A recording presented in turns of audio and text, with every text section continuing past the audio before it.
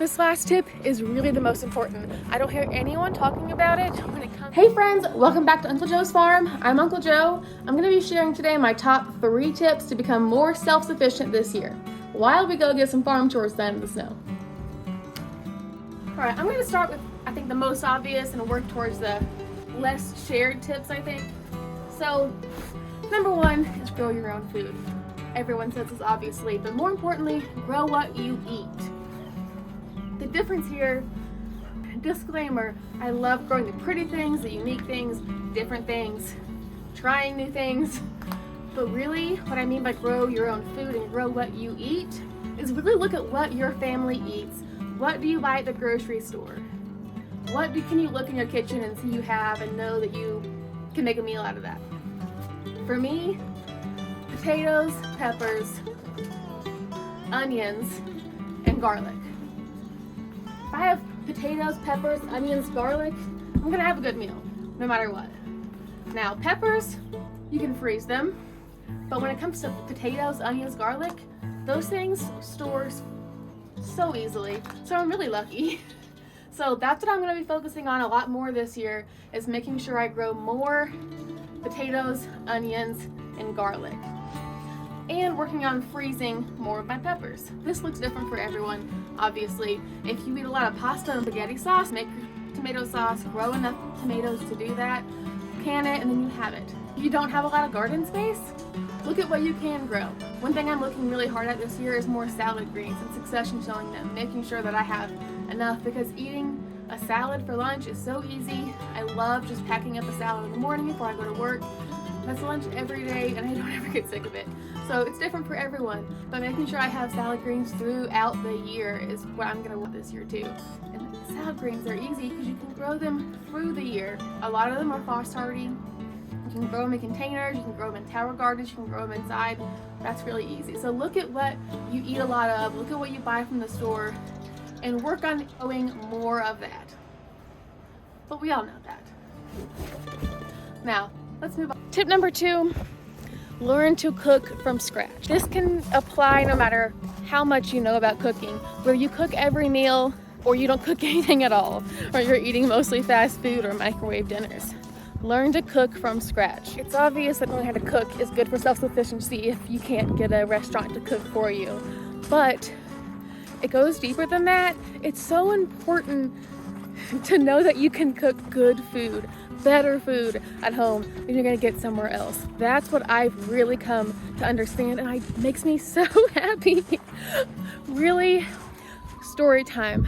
My boyfriend, the very first meal I cooked for him was a steak. Now, granted, I had been vegan for a long time, so I hadn't had a lot of experience in general cooking meat, but this was bad. I didn't know how to cook a steak. I don't think I'd ever cooked a steak before in my life. It was not good. I'm so proud of these girls. They're walking in the snow, which they weren't doing yesterday. Here you go.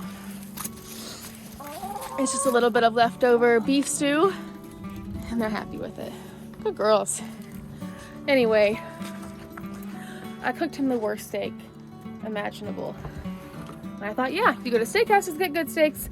You want a steak just to have a steak, you can do it at home. Now, when I cook steak, I've never had a steak taste better than that from a restaurant, even from a nice steakhouse.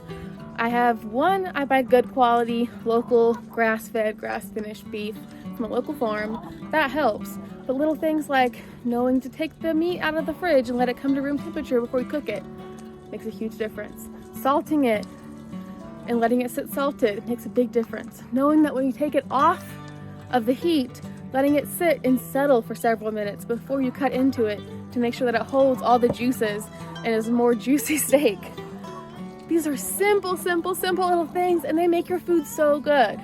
And what's so important about having good food, that's all I have, ladies. What's so important about having good food is that the more you enjoy the food you have at home, the more you want to cook at home. And the more you want to cook at home, the more you cook at home, and the more you cook at home, the better you get. And the more enjoyable it is. And the more you learn how to cook. I wish I could explain how, I don't know. It's just something that I'm so happy that I've learned. I could be a way better cook, and I'm sure I will. I'll continue to be a way better cook, but just this difference I've made in the last several years is insane, and it's completely changed my life. It sounds silly almost. Sounds silly almost to say it like that, but really, it has. Now, the skills you need to brush up on are going to be different depending on who you are and what your experience is in the kitchen, obviously. But if you're brand new, just little things. Learn how to roast a whole chicken. You can do what's called a spatchcock chicken. It's way quicker than roasting a chicken the normal way. You just cut down by the backbone, or even remove the backbone. I leave it attached. You can flatten the chicken out, roast it. It's way faster that way, and it's so much better than just getting a chicken breast or a chicken thigh from the grocery store. Then you can save those bones and you can make your own broth. It's just boiling bones in water, and then you have your own chicken broth. It saves tons of money, and it's so much better. What are other little things? Like seasonings. Seasoning mixes, like little packets of taco seasoning. You can mix that up yourself and have a whole jar of it for the price of one little packet.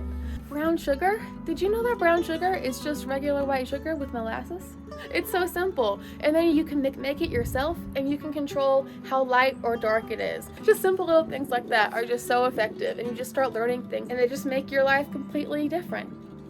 Learning little substitutions like buttermilk. Did you know that if you mix milk with some lemon juice or some vinegar, you can make buttermilk? Then you don't have to buy buttermilk for a single recipe. Use a little bit of it, and then it's just in your fridge for 3 months, and then you realize it's probably bad. You gotta throw it away. These are things that just make it more enjoyable in the kitchen and make you realize that you're not just confined to the exact ingredients on a list for a recipe. And it makes things so much more enjoyable. But you're more advanced.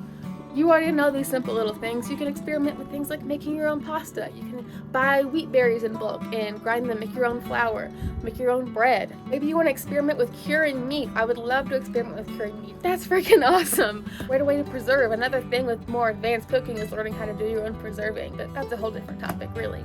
But still in the kitchen. Just learning your way around the kitchen is so important. Butchering your own animals. Being able to buy or raise animals and being able to butcher them yourself is an amazing skill to have. And it's going to help you with your cooking. The more you understand about your food, the better a cook you're going to be. Books, books, books, books, books. Books are your best friend. YouTube and books. I've got all kinds of cooking books. I'm in the middle of like 4 of them right now. And then also, use YouTube. Everyone's teaching you how to cook on YouTube. Even Gordon Ramsay has a bunch of videos that are like tips in the kitchen, and he just shares like little tidbits that are just help you here and there. And the most important thing is learn to cook what your family likes, what your family wants to eat, or what you like and you want to eat, and get better at that. And the better you get at it, the more you're going to expand what you want to eat and like to eat and what you like to cook. This last tip is really the most important. I don't hear anyone talking about it when it comes to homesteading, being self-sufficient, anything in this genre, but you really cannot accomplish it without this tip. I swear you cannot. Get rid of your stuff. Get rid of your stuff. It seems counterintuitive, but really your stuff is holding you back. I'm gonna get inside. There's less wind. Talk more about it. Out of the weather. Really, get rid of your stuff. It is liberating. So I hate to use the word minimalism, only because minimalism has that connotation, at least it always did for me, of like a high-rise New York apartment with stark white walls and own nothing. But then there's decluttering, which is a really trendy word, and I like that too. But to me, all that really entails is walking around your house with a trash bag or a donation box and getting some things off of the surfaces, which really doesn't get into the mindset, which is what's really important about minimalism. It's not how many things you have or how much stuff you have or how much storage space you have. It's about getting out of the mindset of being a consumer first and foremost. Obviously, being more self-sufficient and homesteading is all about being a producer and not just a consumer. And minimalism really does help you get your mindset around that. Now, we're not just getting rid of all of your stuff. You need to keep what really adds value to your life, what makes your life easier and better and more joyful. But you really cannot understand how much of your time and energy goes into managing all of the things in your house. And if it's a thing that brings you a lot of value and makes your life easier, then the time you spend to manage that is completely offset by how much easier that thing has made your life. But 80% of the things in most people's houses do not actually bring them utility, and you're just spending your energy and your time and your mental capacity managing all this stuff, even if you don't realize you are. So have things that serve multiple purposes, have things that serve you well, have things that work well, things that will last a long time, and get yourself out of the mindset of constantly consuming. Once you start to adopt some of the principles of minimalism, it starts to get you in the mindset of not always looking for something else that you need to buy, because buying something is rarely going to make your life better. Some things help a lot. Most things end up taking up more of your time and energy, and they don't actually serve you well.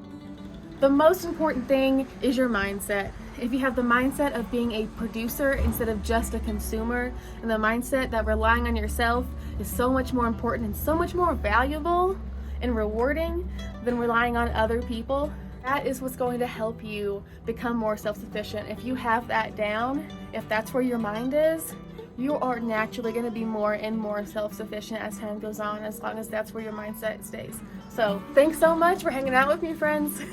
It has been fun. This was a really fun topic to talk about from snowy North Carolina. Bye-bye.